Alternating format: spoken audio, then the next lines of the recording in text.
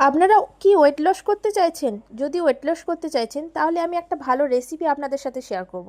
ওটসের recipe. চলুন আমি কিভাবে ওটসটা খাই সেটাই আজকে আমি আপনাদের সাথে শেয়ার করব। প্রথমেই দিলাম চিয়া সিড, তারপরে দিচ্ছি ওটস।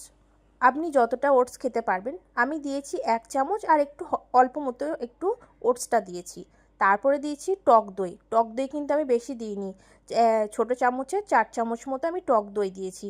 আমি এবার দিয়ে দেবো দুটো কলা। আপনারা মনে করলে এখানে একটা কলাও দিতে পারেন।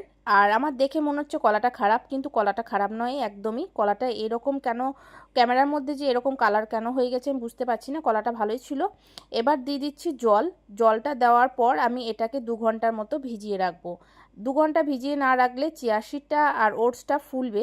আর যদি আমি এটা সঙ্গে সঙ্গে খেয়ে নিই তাহলে এটা পেটের মধ্যে আরও ফুলে উঠবে, তখন অসুবিধা হবে। সেই জন্য এটাকে 2 ঘন্টার মতো ভিজিয়ে রাখতে হয়। তাই এটা ভিজিয়ে রাখবো। এবার 2 ঘন্টার পর আমি ফিরে আসছি। এটা আপনারা মনে করলে আগের দিনও ভিজিয়ে রাখতে পারেন, কিন্তু আমি বেশি টক খেতে পারি না, সেই জন্য আমি আগের দিন ভিজাইনি। এটা আমি 2 ঘন্টা মতো ভিজিয়ে রেখে এটাকে আমি খাই।